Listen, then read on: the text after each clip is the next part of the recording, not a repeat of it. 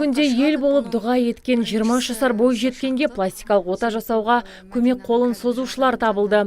Енді ол қыркүйек айының басында Оңтүстік Кореяға операция жасатуға аттанады. Бұл мүмкіндікке Мәдина Корей косметологиялық орталығының биыл қолға алған жаңа жобасы аясында қол жеткізіп отыр. Жуырда аталған орталықтың тағы бір филиалы Астана қаласынан ашылуына орай мамандар бетінде дефектісі бар қыз келіншектерге арнайы байқау жариялады. Шарт бойынша сайысқа қатысуға ниеттілер Instagram желісі арқылы ажарындағы мәселеге орай өмірде көрген қиындығын баяндап арнайы жазба қалдырады. Бет әлпетін өзгертуге ең мұқтаж жан Оңтүстік Кореяның үздік клиникасына тегін ота жасатуға жіберіледі екен. Алғашқы сайыстың қорытындысы бойынша бұл мүмкіндікке Тоғай ауылының тұрғыны Мәдина Садуова ие болды. Негізі бұл байқауды осы 2017-тен бастап қолға алдық. Бұл жерге отбасылық жағдайы төмен және осы өзінің түр әлпетінен өмірде көп қиындық көріп, баға ашылмай жүрген қыздарға көмектесуге алынған бағдарлама. Бұл негізі Корея елінде болсын, басқа елдерде болсын өте кең танымал жасалған бағдарлама. Оңтүстік Кореяға тегін ота жасауға жолдаманы табыстау үшін орталықтың директоры Жайнар Мұқатайқызы арнайы Шымқалаға ат басын бұрды. Айтуынша сайыс жарияланған соң ұйымдастырушылар әлеуметтік желіден біздің арна дайындаған материалды көрген. Содан соң осы қызға көмек беруге ниеттеніпті.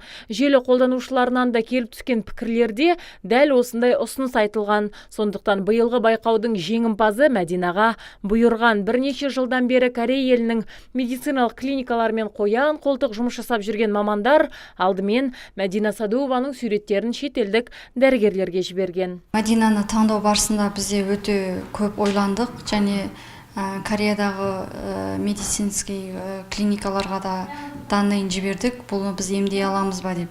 Неше рет клиникалардан отказ болды. Бізге емдей алмаймыз, өте күрделі. Себебі бұл өте ауыр жағдайдағы деп есептеледі. Сондықтан бізге көп клиникалар отказ жасады. Өйткені ауыр операцияның көтерер жауапкершілігі де мол. Дегенмен мамандар мұндай отаны жасап, Мәдинаны емдеуге келісім берген білікті дәрігерді тапқан. Бұл жаңалықты орталық директоры Жайнар ханымнан естіген Мәдинаның қуанышында шек болмады. Енді тегін жолдама сертификатына ие болған бойжеткен қыркүйек айының басында Оңтүстік Кореяға аттанады. 2 айда сол жақта боласыздар, 3 рет ота жасалады. Соны құттықтап сізге бүгін осыны.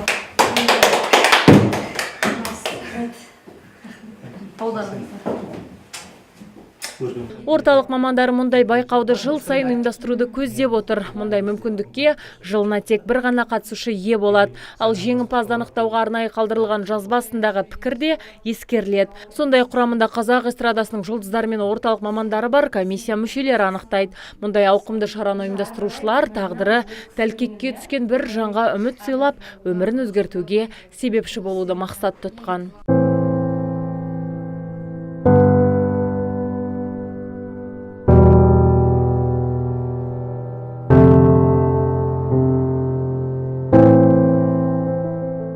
Еске салсақ, Тоғай ауылының тұрғыны Мәдина Садуова осыдан 1 жыл бұрын жол апатына түсіп, аударылған көлікпен бірге өртке оранған. Салдарынан оның 35% денесін 4-ші деңгейлі күйік шалған. Отандық дәрігерлер бойжеткен аман алып қалу үшін оған 15 шақты операция жасаған еді. Өкініштісі ажарын қайтарып беру мүмкін болмады. Сондықтан ол пластикалық ота жасатуға мәжбүр болды. Бұл оқиғаны телеарна эфирінен шығарған соң Мәдинаға көмек беруге ниетті жандар аз болмады. Тіпті мұны естіген Латвиядағы отандасымыз ұшақпен Шардараға келіп, бойжеткенге қаржылай қол ұшын берген. Менің жағдайымды көріп, сіздің шығарған видеоңыз арқылы көріп, шетелде Латвияда жүрген Бақтыбай деген аға қатты жаны ашып, шыдай алмай әйелін ертіп, біздің үйге келді. Менен үйдің адресін сұрап, үйге келіп, жағдайымды сұрап, жылап, қаржылай 100 мың теңге тастады. Қолымнан келгенше көмектесем, тағы да іздестіріп көрем деді. Өзі одан кейін операция жасайтын жерлер іздеген, ол кісі тағы да маған Алматыға кеткен өзі. Дегенмен жиналған қаржы бір отаны жасау құнын да өтемейді. Сондықтан Мәдина бұл арманына жететін күн әлі алыс деп білген. Алайда тосын хабарды естіген ол енді өмірінің түбегейлі өзгеретініне сенімді. Бүгінде бой жеткен, оған көмек берген жандарға алғысын жеткізіп отыр. Ең бірінші сізге рахмет. Соның барлығын шығарып, ел жұртқа көрсетіп, қамқор адамдарды іздестіріп, ол адамдарды тауып, осылай істеп жатқаныңызға. Сіз болмасаңыз ауылда жататын едім. Ешкім көрмейді, бір тамнан шықпай. Осы уақытқа дейін 1 жыл болды бір тамнан шықпай жатқаныма. Корал компаниясына рахмет. Алла разы болсын. Еңбектерінің жемісін көрсін. Тек жақсылық көрсін дүниеде. Мәдинамен бірге Кореяға оның жанашыр әкесі бірге аттанады. Енді олар тиісті құжатты әзірлеуге кіріспек. Айта кетсек, бұл жолдамаға отанның төлемақысы, әуе билеттері мен жатын орынның құны да кіреді. Негізі бұның бәрі көмек бәрі тегін болады.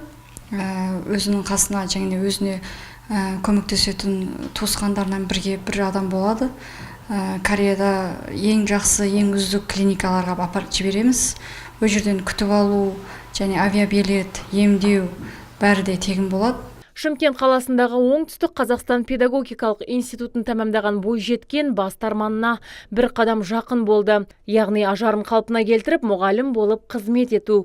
Бұл күндерде алыс емес. Адамдардан ұялмайтындай, адамдармен араласатындай түрге ие болып, жұрт қатарлы өмір сүргім келеді. Жақсы болып кетсем, жұмыс табылып жатса, алып жатса, тұрып істеймін. Анаңның жолын қуам дейсің ғой? Иә.